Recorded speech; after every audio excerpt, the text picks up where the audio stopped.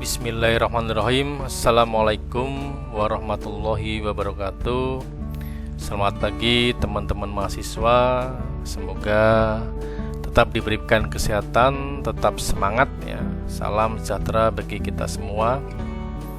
Pada hari ini kita akan membahas tentang penerapan fungsi logika if dalam Microsoft Excel ya. Kemarin kita sudah bahas fungsi-fungsi dasar Excel ya. Sekarang kita akan membahas tentang fungsi logika if ya. Sebelum kita mulai praktikum, kita akan pahami dulu apa dasar-dasar dari fungsi logika if tersebut. Fungsi logika if digunakan untuk membandingkan dua atau lebih argumen ya. Argumen itu untuk menghasilkan nilai benar atau true ya, dan nilai salah atau false ya. Bentuk penulisan logika if adalah sebagai berikut ya. Sama dengan if ya. Buka kurung logical test. Apa itu logical test? Logical test adalah nilai atau ekspresi yang dipakai untuk mengevaluasi kondisi benar atau salah ya. Jadi logical test itu berhubungan dengan sebuah sel ya, bisa sel A1, sel A2, kondisi yang kita uji ya, sel yang akan kita uji. Terus titik koma. Nah, titik koma ini opsional ya, tergantung dari sistem operasi yang kita pakai ya, settingan Microsoft Excel yang kita gunakan ya. Ada beberapa laptop yang menggunakan koma dan ada beberapa laptop yang menggunakan titik koma ya. Anda tidak usah bingung ya, apakah komputer saya menggunakan koma atau titik koma ya. Nanti ketika kita menuliskan rumus di Excel sama dengan if, maka akan diketahui komputer itu menggunakan titik koma ataupun koma ya. Kita lanjutkan ya, titik koma. Value if true. Apa itu value if true? Value if true adalah nilai yang dihasilkan jika evaluasi benar ya. Jadi kalau sel yang kita uji ini memenuhi syarat, maka akan muncul value if true, nilai jika benar. Dan ketika nilainya tidak benar, maka nilai itu salah ya. Value if false adalah nilai yang dihasilkan jika evaluasi salah. Saya ulangi, sama dengan if logical test, ini berhubungan dengan sel uji, titik koma, jika sel uji memenuhi syarat, maka value if true, nilai jika benar. Jika tidak memenuhi syarat, maka value if false ya, nilai jika salah. Dalam menguji ini, dalam logical test ini, sebagai pembanding antar argumen bisa menggunakan tanda sama dengan ya. Sama dengan itu biasanya digunakan untuk berbentuk teks ya. Jika hari sama dengan hujan, maka ya, jika hari sama dengan panas, maka ya, seperti itu ya. Kalau lebih dari, kurang dari sama dengan itu biasanya identik dengan angka ya. Jika nilai lebih dari 50, jika nilai kurang dari 50 dan sebagainya. Oke, teman-teman mahasiswa, untuk mendukung pemahaman kita, maka kita lihat contoh soal ya. Kita contoh yang sederhana dulu, yaitu fungsi if tunggal. Nah, di sini ada contoh kasus ya, ada 4 kolom ya, nomor, nama, nilai ya, yang sudah ada isinya ya. Zaki nilai 75, Raihan 45, Isna 65, Naura 40 dan seterusnya ya. Joko 50 ya. Hasil di sini kosong ya. Kolom kosong ini akan diisi berdasarkan nilai ya. Kita akan mencoba menulis rumus fungsi logika if ya, dengan mengacu pada sebuah nilai ya. Ketentuannya sebagai berikut. Siswa dinyatakan naik kelas jika nilai lebih besar sama dengan 50 ya. Jadi yang diuji berarti sel C2 ya. Jika C2 lebih besar sama dengan 50, maka naik kelas. Jika tidak, maka tidak naik kelas ya. Oke, untuk pemahamannya kita langsung menuju ke Excel ya. Di sini ada kolomnya ya. Pak, ada pertanyaan menarik dari mahasiswa. Pak, kenapa harus dirumus? Uang itu kan sudah bisa ditebak. 75 naik, 45 tidak naik ya, 65 naik, 40 tidak naik kelas. Ya, untuk kategori data di bawah 10 sih kita manual tidak masalah, tetapi kita berbicara tentang masalah pengolahan data yang tentunya data itu berjumlahnya kompleks ya. Bayangkan kalau jumlah mahasiswanya 50 aja ya, kita manual itu pasti ada tingkat kesalahannya lebih tinggi dibanding menggunakan rumus. Kalau rumus meminimalkan kesalahan. Oke, kita kembali ke kasus ya. Oke, saya zoom biar jelas ya. Di sini kita ketik aja sama dengan if ya, if kita kurung buka. Nah, di sini sudah ditunjukkan ya, if logical test ya.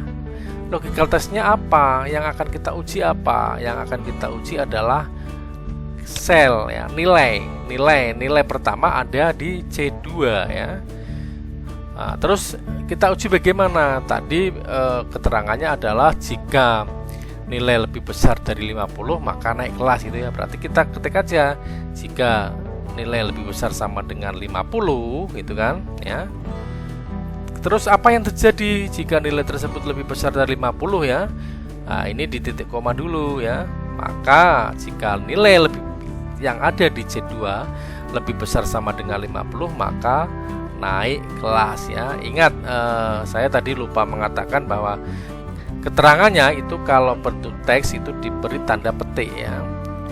Value if true, berarti apa yang terjadi jika nilai itu memenuhi syarat maka naik kelas ya. Naik kelas. Oke. Terus jika tidak memenuhi syarat, value if-nya apa? Jika tidak memenuhi syarat, nah, kalau tidak memenuhi syarat ya langsung aja petik tidak naik kelas ya. Tidak naik kelas atau tinggal kelas ya, tinggal kelas seperti itu. Tinggal kelas. Nah, oke ya. Saya ulangi. If C2 lebih besar dari 50, C2 dalam arti ini adalah nilai, maka naik kelas. Selain itu tinggal kelas artinya apa? Kalau nilainya tidak lebih dari 50, berarti yang akan dibaca adalah tinggal kelas. Nah, bagaimana cara komputer membaca? Seperti ini. Ini ada nilai 75. Apakah 75 lebih besar dari 50? Maka naik kelas ya. Nah, 45 ini, apakah 45 lebih besar dari 50? Tidak, maka yang dibaca adalah value if false, tinggal kelas ya. Untuk kali ini kita tidak perlu ngetik lagi rumus yang kedua ya. Kita tinggal sorot ya. Atau untuk data yang banyak kita tidak perlu nyorot ke bawah, cukup double klik aja di ujung selnya ya, di ujung bawah selnya. Ini sangat mudah sekali ya. Kita kembali ke slide ya. Kita kembali ke slide. Oke. Nah, dalam contoh yang tadi sudah kita kerjakan Excel, kesimpulannya seperti ini ya. Yang diuji adalah B2 lebih besar dari 50 ya. Jika kondisi tersebut di atas benar, maka value if true-nya adalah naik kelas. Jika salah, maka value if false-nya adalah tinggal kelas ya. Artinya, jika nilai yang ada di C2, maaf ini C2 lebih besar sama dengan 50, maka siswa tersebut dinyatakan naik kelas ya. Sebaliknya jika nilai sel C2 kurang dari 50 maka dinyatakan tinggal kelas ya. Jadi rumusnya bisa ditulis seperti ini ya. Oke, ini masih sederhana ya, tunggal, karena hanya ada dua kemungkinan ya, antara naik kelas dengan tinggal kelas ya. Jadi ada dua argumen. Isi if tunggal ya. Bagaimana teman-teman, bisa dipahami? Oke, kita lanjut ke contoh kasus berikutnya ya. Kalau tadi itu fungsi if tunggal, maka sekarang kita akan membahas tentang fungsi if bertingkat atau fungsi if majemuk ya. Kalau tadi analisanya hanya dua kemungkinan antara naik kelas dan 3 kelas, dalam contoh ini saya akan membuat 4 kemungkinan ya, 4 kemungkinan bertingkat ya. Kalau tadi kita bicara masalah nilai angka ya, nilai angka naik atau tidak naik, maka sekarang saya rubah ini ada nilai dalam bentuk grid ya, C, B, D, A, B gitu ya. Nanti hasil di sini diisi berdasarkan nilai. Jika nilai A, maka sangat baik munculnya. Jika nilai B, maka baik. Jika nilai C, maka cukup, dan nilai D maka kurang. Oke, sekarang kita akan langsung mencoba di Microsoft Excel untuk contoh yang kedua ya. Oke, dia ada keterangannya A ya, A sangat baik ya. Di sini kita tulis A itu di sini aja, A itu sangat baik ya, A sangat baik. Terus di sini B baik, C cukup, terus D kurang ya, D kurang. Oke, D kurang. Oke, kita lanjutkan ya, kita teruskan. Maka rumusnya adalah sama dengan if jika ya, yang diuji apa? Yang diuji adalah nilai ya, yang diuji adalah nilai ini kita tinggal klik aja C. Karena di sini A ya bukan angka, maka notasinya bukan lebih dari tapi sama dengan ya. Jika nilai sama dengan A, ingat kalau teks kasih tanda petik, maka sangat baik gitu ya. Oke. Terus kalau nilainya bukan A, terus apa nilainya? Nah, kemungkinan B ya. Sangat baik, ini masih lanjutkan. Ini sudah selesai. Yang kedua, dan jika if ya C2 sama dengan B, maka baik gitu ya. Baik. Oke. Nah, setelah itu kalau bukan B, kemungkinan C. Kita ketik lagi if ya nilai sama dengan C, maka cukup ya, cukup. Kalau bukan C, kemungkinan D ya. Kita ketik lagi if ya sama dengan D, maka kurang ya, kurang. Oke, kita kasih kurung tutup 1, 2, 3, 4 ya, 1, 2, 3, 4 gini ya. Kita enter. Oke ya, kita copy ke bawah. Bagaimana cara komputer membaca? Kita lihat ini yang pertama, Zaki nilainya C. Apakah C sama dengan A? Bukan, maka bukan sangat baik. Apakah C sama dengan B? Bukan. Apakah C sama dengan C? Cukup. Maka yang nomor 1 itu pasti cukup gitu ya. Jadi kalau dilihat ini memang kelihatannya panjang ya, membingungkan. Tetapi kalau Anda sering latihan, Anda bisa mengetahui sintak dasar, memahami sintak dasar if sangat mudah. Oke teman-teman, ini rumusnya ya. Namun saya perlu ketahui rumus ini bisa disingkat ya menjadi lebih agak praktis ya. Caranya gimana? Dengan menghilangkan logika yang terakhir ya. Misalkan di sini jika nilai sama dengan A, maka sangat baik. Jika nilai sama dengan B, maka baik. Jika nilai C sama dengan C2 sama dengan C, maka cukup. Nah, ini sebetulnya ini bisa dihilangkan. Ini tidak perlu lagi. Karena apa? Sudah pasti kalau bukan A, bukan B, bukan C, pasti kurang ya. Berarti ini bisa disingkat seperti ini ya. Jadi cara bacanya juga berubah ya. Jika C2 sama dengan A, maka sangat baik. Dan jika C2 sama dengan B, maka baik. Dan jika C2 sama dengan C, maka cukup. Selain itu kurang ya. Sama hasilnya ya, tergantung Anda memahami rumus tadi yang pertama atau kedua. Oke, teman-teman, kita kembali ke slide ya. Simpulannya, logical testnya ini maaf ya, salah ketik. Ini yang betul, C2 sama dengan A, maka baik sekali ya. C2 sama dengan B, baik. C2 sama dengan C, cukup.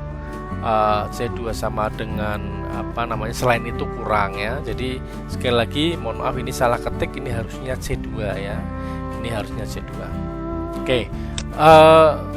Artinya jika sel C2 nilainya A, maka hasilnya baik ya. Jika sel sangat baik, ini salah ketik juga. Jika pada sel B2 nilainya B, maka hasilnya baik. B2 C, maka hasilnya cukup. Atau selain kondisi di atas bukan ABC, maka hasilnya kurang ya. Ada beberapa saya salah ketik tipe ya, mohon dimaklumi. Ini yang salah, ini harusnya adalah C2 ya. Ini harusnya C2 ya. Ini harusnya C2 semua ini ya. Nanti bisa dipahami ya. Dan ini bukan istimewa ya, tetapi sangat baik seperti itu ya. Sangat baik. Jadi rumusnya seperti yang tadi sudah kita bahas, yaitu seperti ini ya. Nah, C2 sama dengan A, maka sangat baik. Jika C2 sama dengan B, maka baik. Jika C2 sama dengan C, maka cukup. Selain itu kurang ya. Jadi nanti hasilnya yang pertama sakit C, pasti cukup. Kenapa cukup? Nah, karena di sini yang di pernyataan ketiga, C2 sama dengan C, maka cukup ya. Yang kedua B itu baik ya. Yang ketiga D kurang, A itu sangat baik ya, B itu baik. Oke teman-teman mahasiswa, kiranya cukup ya.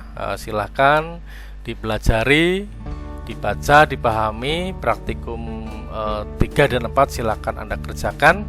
Jika ada pertanyaan silahkan bisa tulis di kolom komentar. Terima kasih teman-teman mahasiswa. Mohon maaf jika ada kekurangan.